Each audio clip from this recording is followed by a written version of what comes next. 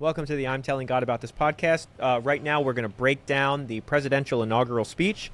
In my opinion, it was one of the best speeches of my lifetime that I've seen. He gave clear, concise, here's what we're going to do, here's how we're going to do it. It wasn't high level. It was not like, 30,000 foot view. He got granular. He put the Panama Canal on blast. He put the Gulf of America on blast. That's right. He was like going. So what do you guys think about going the to speech? Mars? Dude, yeah. we're going to Mars. Yes. Hey, Yes. but listen, like, why do we talk about this? Like, why do we care about this on the I'm Telling God About This podcast? Now, you guys know, obviously I'm in the military. I have constraints on what we can talk about in terms of politics. That's never really been the main drive of this channel. But something's going on in America, and what we saw in this inauguration really highlights why it matters on this channel. And that's this. It is placing America back in the place it was founded. One nation under God, indivisible, with liberty and justice for all. Like, that was the tone of this speech. America is going to get back in the business of being the city on the hill. America is going to get back in the business of embodying Christian values. And that was framed in a lot of different ways. But that was a big takeaway that I took from this. Wasn't like some passing side acknowledgement of like faith.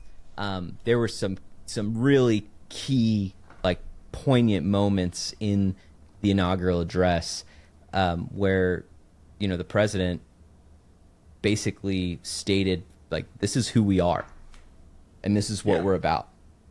And That's this is very what we're encouraging about to to me. do in very specific terms. To Nick's point, I think in my lifetime, that's really unusual for an inaugural speech. Even Trump's first inaugural speech is very, very principled, talking, very thematic, right? And this one was all like, I want the Panama Canal back. Yeah. And I'm going to get it. Like, that's really specific and really aggressive. My favorite thing, honestly, like, from the vantage point of our podcast, is like he invoked God at least 3 or 4 times, like overtly. Yeah. And he's not afraid to do that. And at one point, he even pointed out that him surviving the assassination attempt was, for lack of a better term, ordained by God. And I think he sees it that way. And I've had a lot of conversations with people where they're like, will he be the same bombastic Trump that we knew from his first term? And I think he's more focused. I think he's more focused. And I honestly think, no, I don't think this is a huge stretch to say, but he's more focused on why he's still with us and what he's called to do now. That was my impression. I totally agree. I mean, you can say it however you want, but I think that the old adage, the come to Jesus moment, I can't think of a more poignant, come to Jesus moment than getting shot at. And I mean, and he said that explicitly when he said, the bullet passed through my ear and I believe that God saved me to make America great again. Like, and that's great right. According to what standard? And that's the big takeaway, is that this isn't some like subjective woo-woo out there standard. No, he said which standard he's using. Like, God, like one nation under God. So in other words, the moral foundation, our terms of what winning is, like, that's how my interpretation, at least, of this is, like, when we talk about winning, like, hey, what does winning look like as a nation under God? Like, what does being a good leader mean? What does taking care, what does America first mean? It means placing our values, our beliefs, the core things, and we've talked about this on the podcast before when we talk about why government exists at all, right? To what? Promote good and punish evil. Who gets to decide what good is? What compass is Donald Trump going to be using to determine what good is? Like, that's what I took away from this, is that he and I, at least my understanding from the speech, now again, we'll see what happens, but from what we've seen and what he laid out, that paints a picture. Okay, I have a prediction because of what he said about Mexico, about declaring the cartels terrorist organizations and using foreign the terrorist organization. That's huge. My bet is that if we get aggressively militarily active against the cartels the way we did, like, say, against the Taliban or Al Qaeda or whatever, I bet that solves the entire recruiting problem for the U.S. military. I think I do. I think. Yeah. Like actually being able to fight a real tangible enemy because and part of the reason is that because the evils inflicted by those kinds of groups with the drugs and the opioids and all of that stuff has a very personal direct connection for a lot of people, and I wouldn't put it past people to think, you're telling me you're going to pay me to go kill the guys who orchestrated the death of cousin Bob, and you will give me the gun. Okay, let's do something this. that is directly affecting us. Yeah, I mean, and think about it when you bring it down to the standpoint of Josh. What you were saying is according to a moral standard of what is good, and when you think about it, just at a basic level, drugs, killing people is bad. People coming into this country illegally and hurting other people is bad. Stopping wars is good. Never getting into wars is good. Stopping terrorist organizations is good. Like, these are basic level, like, I said this about, like, the idea that the standard for, the United States is there are only two genders. That should only have to be a footnote in the grander scheme of history. It's just as the same of there shouldn't be any fentanyl that crosses the border. There shouldn't be any drugs. And then also, underscore to this, to go on off what you were saying, Tim, is it's not just going to be the opioid or the drug pandemic. It's also human trafficking that's going to have to be affected by this as well, which is like, I mean, let's be honest. More people in the public sphere and in the media are more willing to champion the end of drugs and the killing of that happens in this country because of drugs than they are of even mentioning anything about child trafficking. Like, everybody remains silent. And I think it's because it hits the higher echelons of people where it's affecting more people, and they're like, "Oh, well, we don't want to say anything because we're guilty of that."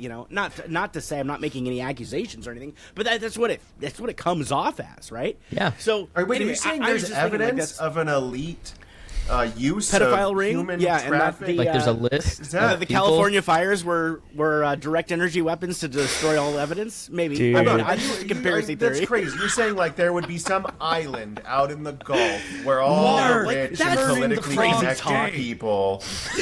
That's right. All right. I bring hope it he in. backs that up, because he originally said he was going to release the Epstein list, and just like he said he's going to release the JFK assassination stuff and all that. But I'm curious, doesn't this also give him military powers? Like, by declaring this, I don't know if he didn't declare it a war, but whatever his language is, like, doesn't that change the scope of scale of U.S.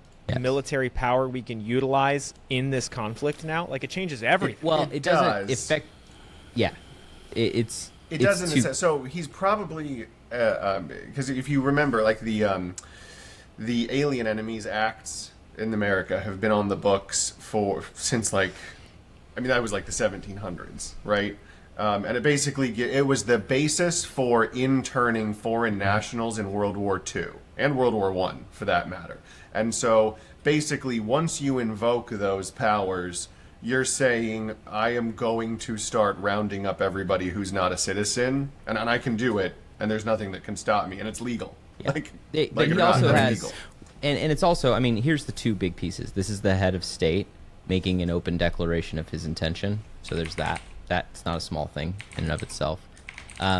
He has the ability to identify people as the executive branch as, like, there's already legislation in place on how we deal with groups of people based on how they're characterized. And this actually does get to something that is important for people to understand, which is, like, there's declarations of war, and then there's, like, police, civil action type stuff. And our federal agencies have a lot of latitude in the defining of terms. So the law gets passed, like, a good example of this is, like, what is a machine gun? A law gets passed that says machine guns are illegal. Well, who gets to decide what a machine gun is? Was that Congress? Is a bump stock a machine gun it's now? The is ATF, a trigger? in the current context, in the current precedent, and I'm not going to get into one way or the other, but, like, what has largely happened is federal agencies have been able to make these determinations. And so then when President Trump gets up and says that the cartels are a terrorist, then now they can be laws that have been passed by Congress already can now be applied to them in the same way. And of course that's, take that for what it's worth. More, I'm sure this will all get pulled apart by much smarter people than us over the next couple days. But yeah, the moral of the story is that's not something that's done offhandedly.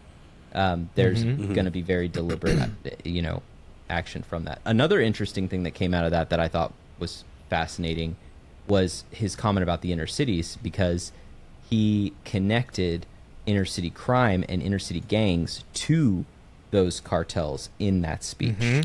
Yeah, that he did do that, didn't he? That is not a small thing either. And I guarantee you were going to end up seeing, and again, not to get too much into political and other commentary here, but watch for conversations on things like Passe Comitatus and other things like that coming around, because that's inevitably going to What does that mean? I don't even know what that is. Passe Comitatus is the use of the active duty military in police judicial actions on U.S. soil. So it comes from the Romans. But here's the thing. He's probably going to successfully get around it as long as they can credibly say that their targets are not U.S. citizens. That entirely negates and terrorists. the Posse Comitatus argument. Agreed. It'll be how it'll be characterized. I totally agree with you, Tim.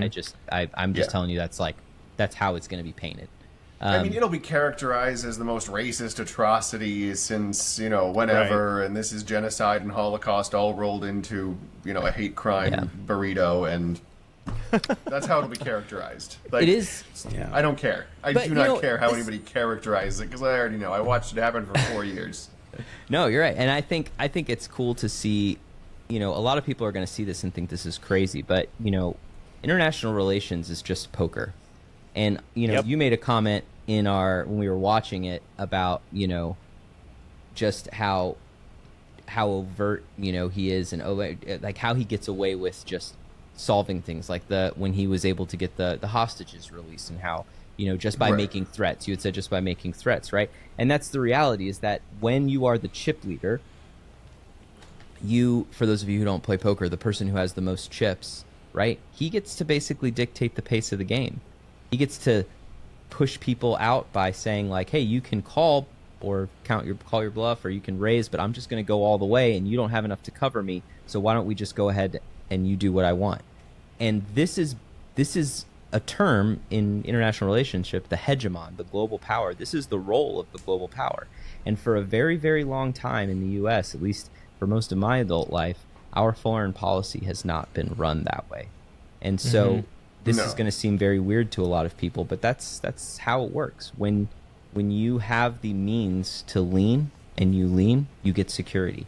And that's what another thing that we're excited to see, especially when that power is being publicly made subservient and under a greater power, greater idea. Anyway, my thoughts. What did you guys think about his one of his earlier opening remarks involved drill baby drill, and what he said he's going to pass executive action on energy, something like that, energy crisis.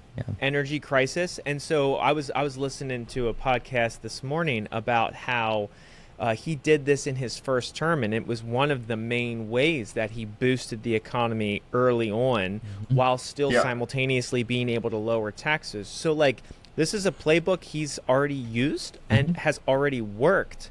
And I'm excited to see that, because when he left office, we had energy independence, did we not? Yeah. That was his thing, and then that was all reversed.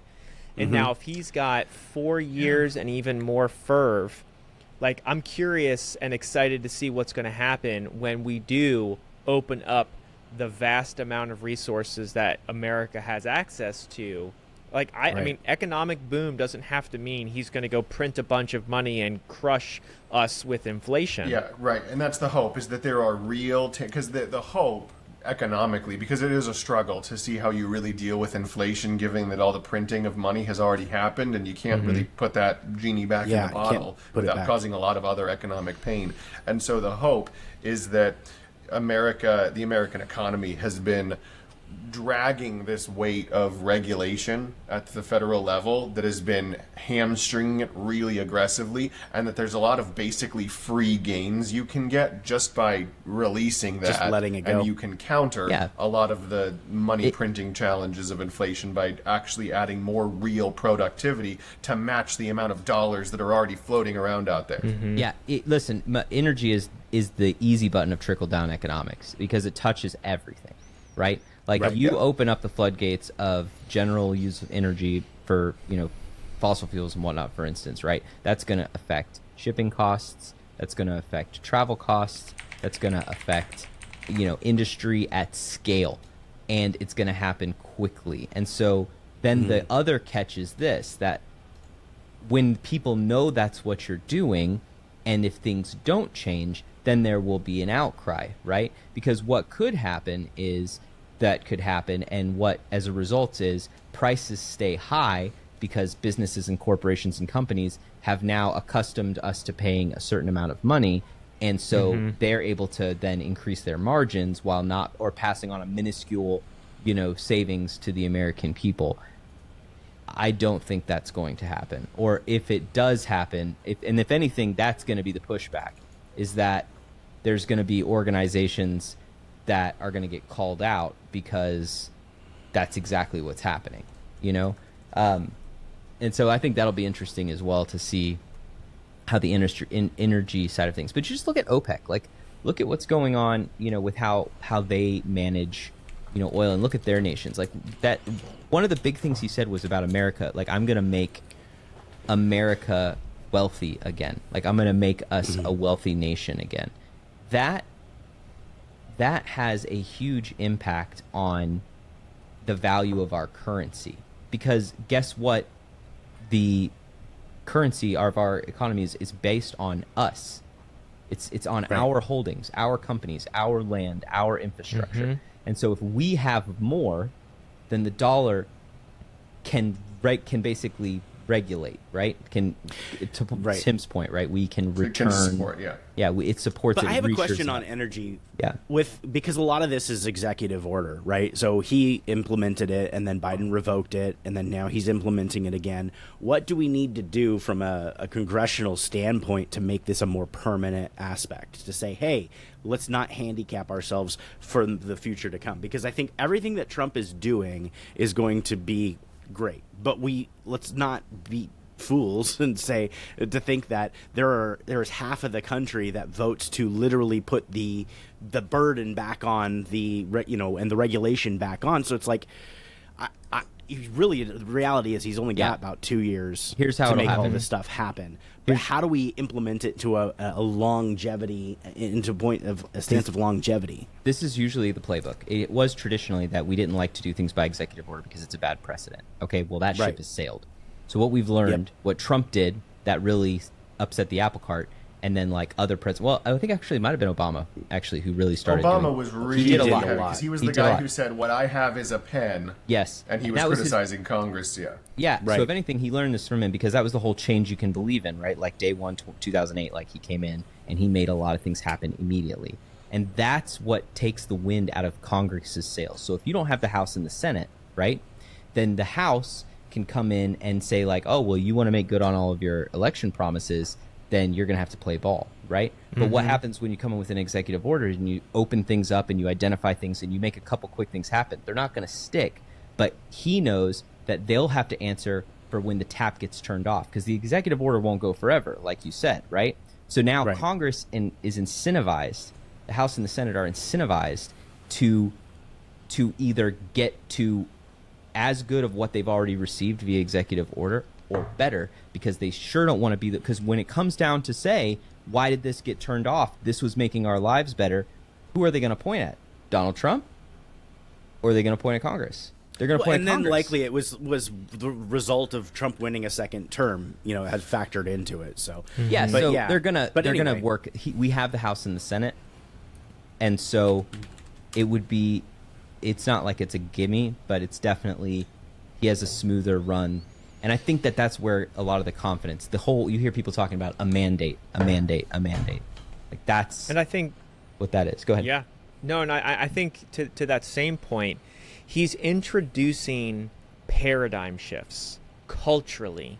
And one of them is Doge, which he mentioned from the stage. The Department of Governmental Efficiency, right? Like this, I think, has been flirted with the past presidents. Forgive me for not remembering which one it was that did it. And it was barely, they just kind of like leaned into it a little bit. But he's basically saying, we're going to shine a light on all of this waste.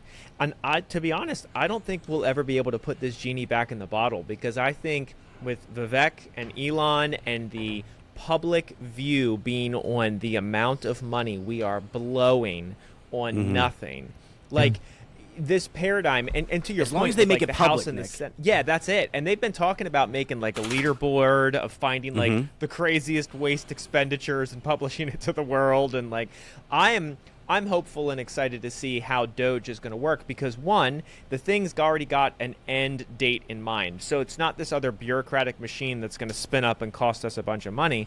And then two, like think about it with your household budget. Like if you all of a sudden realized you were paying $1,000 a month for Netflix, you'd be pissed. And that on a national scale, I'm excited to see what they're going to do with Doge, because yes, it's not going to solve all of our problems, but some of the people that are like some serious mathematicians have been saying there might be as much as an easy 1 trillion that could be found without seriously wrecking shop on the way we currently structure things. Brother, there's more than that. There's so much money. There's so much bloat. And I say that as, there's no question. I mean, this is also part of the trade-off. And I do want to say this, too, because having worked for the federal government for most of my adult life now at this point, bureaucracies are designed to run slow and to not be and to resist change, right? And so that has a huge one of the main places where that creates issues is in like how they're managed financially, because they don't want to change contracts. They want to lock in long-term stuff, and the world has changed so fast. I mean, think about in our lifetimes just how dynamically not just the world has shifted, but the means, the way we pay things, the way industry works, like all of these things have changed so much, and so many of our government systems are operating on a system that's been around for longer than any of us have been alive. So yeah, I am optimistic. I would love to see Doge do really well. Unfortunately, I will be happily surprised if it amounts to too much. But even if it's that's the thing, Josh. Like with you and I, we've seen behind the curtain of just how inefficient and waste, fraud, and abuse is going on in the government. Like there is going to have to be people that are willing to whistleblow. And I think setting that stance and the protections there will put it in place. But it's going to be tough because there is so much bloat there. I mean, simply as what Elon said, that we're spending more money trying to maintain our information technology system that is old than it would cost to buy a brand new system. So, I mean, like things like that those are the easy things. The difficult things are, hey, let's get rid of the aspect where we haven't spent $1 billion. So we need to make sure that we buy a bunch of nonsense so that we can get that same amount next year. So, I mean, I understand that there's certain aspects with logistics and, that making sure you get a budget. But why is it increasing year over year over year over year? And that's the kind of waste, fraud, and abuse that I agree. Stand. Yeah, it'll be interesting. I think the big takeaway, though, I mean, again, I just can't hammer this enough, is just like the tone of optimism, and as a Christian, bring patriotism back I have again. not felt optimistic about our country for a while. So yeah, I'm really hopeful that we're able to get after this. And I'll tell you the other thing too is like move, counter move. I'm really interested to see how opposition pivots the spiritual warfare side of things. I'm really interested to see what comes on the heels of this. And I don't mean politically, like from the Democrats or whatever. I just mean like in general, like what what hand, are we going What to get evil is slapped gonna with in manifest the process itself. of this that'll Yeah. test the resolve of all of the people who are cheering and clapping and will, God willing, like, share, and subscribe to our channel in this video. Because we know spiritual warfare is real. And so if you haven't liked or subscribed yet, please do so on the I'm Telling God About This podcast, because we are here to have those hard conversations. We don't always agree. We don't always get along. But guess what? As Christians, we have a voice. We have opinions, thoughts, and we can process the world moving around us, right? We don't need to go hide in our homes, right? Like, so much is happening on the national stage that involves morality and God being the true source of everything. We saw President Trump invoke it numerous times in his speech. So tune in again next time on another episode of the I'm Telling God About This podcast. Subscribe, share it with your friends. We are doing this every week, and we are really excited to see, like Josh said, how is God going to move in the next 4 years? Because he will, because he does, because he is in control of all of this. And how is the enemy going to try and respond? And we're going to be there to talk to you about it. See you guys again soon. Amen. All right.